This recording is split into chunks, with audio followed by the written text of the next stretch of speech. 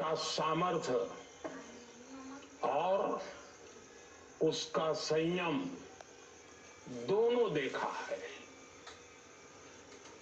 मैं सबसे पहले भारत की पराक्रमी सेनाओं को, सशस्त्र बलों को, हमारी खुफिया एजेंसियों को, हमारे वैज्ञानिकों को, हर भारतवासी की तरफ से सैल्यूट करता हूं। हमारे वीर सैनिकों ने ऑपरेशन सिंदूर के लक्ष्य के लिए असीम शौर्य का प्रदर्शन किया। मैं उनकी वीरता को,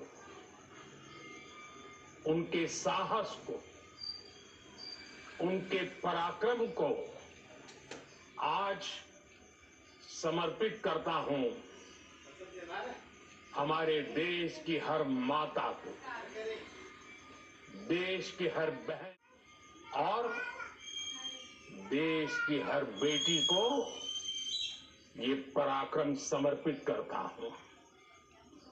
साथियों, 22 अप्रैल को पहलगाम आतंकवादियों ने जो बर्बरता दिखाई थी, उसने देश और दुनिया को झकझोर दिया था। छुट्टियां मना रहे निर्दोष मासूम नागरिकों को धर्म पूछकर उनके परिवार के सामने, उनके बच्चों के सामने बेरहमी से मार डालना, यह आतंक का बहुत विभत्स चेहरा था, क्रूरता थी। ये देश के सद्भाव को तोड़ने की घिनौनी कोशिश भी थी। मेरे लिए व्यक्तिगत रूप से ये पीड़ा बहुत बड़ी थी। इस आतंकी हमले के बाद सारा राष्ट्र, हर नागरिक, हर समाज, हर वर्ग, हर राजनीतिक दल एक स्वर में आतंक के खिलाफ कड़ी कार्रवाई के लिए उठ खड़ा हुआ। हमने आतंकवादियों को मिट्टी में मिलाने के लिए भारत की सेनाओं को पूरी छूट दे दी और आज हर आतंकी, आतंक का हर संगठन जान चुका है कि हमारी बहनों बेटियों के माथे से सिंदूर हटाने का अंजाम क्या होता है। साथियों, ऑपरेशन सिंदूर ये सिर्फ नाम नहीं है, ये देश के कोटि कोटि लोगों की भावनाओं का प्रतिबिंब है। ऑपरेशन सिंदूर न्याय की अखंड प्रतिज्ञा है।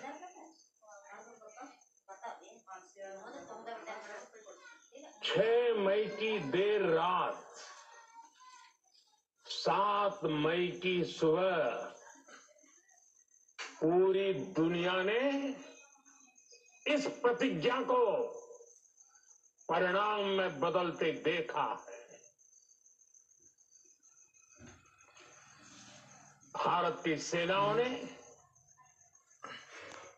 पाकिस्तान में आतंक के ठिकानों पर, उनके ट्रेनिंग सेंटर्स पर सटीक प्रहार किया। आतंकियों ने सपने में भी नहीं सोचा था कि भारत इतना बड़ा फैसला ले सकता है। लेकिन जब देश एकजुट होता है, नेशन फर्स्ट की भावना से भरा होता है, राष्ट्र सर्वोपरि होता है, तो फौलादी फैसले लिए जाते हैं, परिणाम लाकर दिखाए जाते हैं। जब पाकिस्तान में मैं भोला आतंक के अड्डों पर भारत की मिसाइलों ने हमला बोला, भारत के ड्रोन्स ने हमला बोला, तो आतंकी संगठनों की इमारतें नहीं, बल्कि उनका हौसला भी खर्रा गया। बहावलपुर और मुरीद के जैसे आतंकी ठिकाने एक प्रकार से ग्लोबल टेररिज्म की यूनिवर्सिटी रही है। दुनिया में कहीं पर भी जो बड़े आतंकी हमले हुए हैं, चाहे 9/11 हो, चाहे लंदन ट्यूब बॉम्बिंग हो, या भारत में दशकों से जो बड़े बड़े आतंकी हमले हुए हैं, उन सब के तार कहीं ना कहीं आतंक के इन्हीं ठिकानों से जुड़ते रहे। आतंकियों ने हमारी बहनों का सिंदूर उजाड़ा था, इसलिए भारत ने आतंक के ये हेडक्वार्टर्स उजाड़ दिए। भारत के इन हमलों में 100 से अधिक खूंखार आतंकवादियों को मौत के घाट उतारा गया है।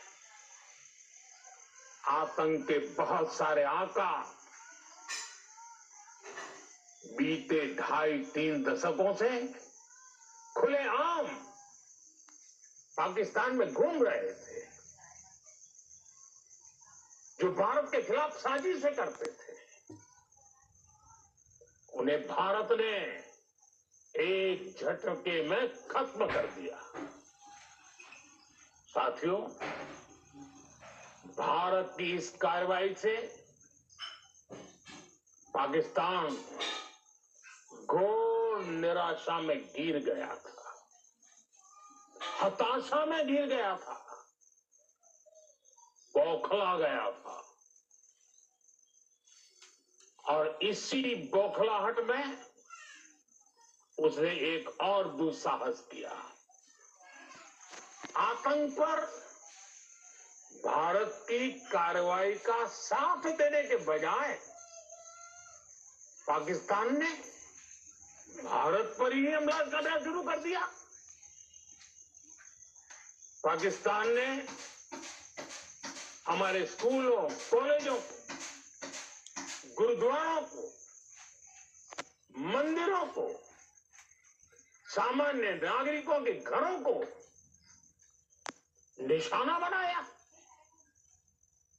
पाकिस्तान ने हमारे सैन्य ठिकानों को निशाना बनाया, बेनकाब हो गया।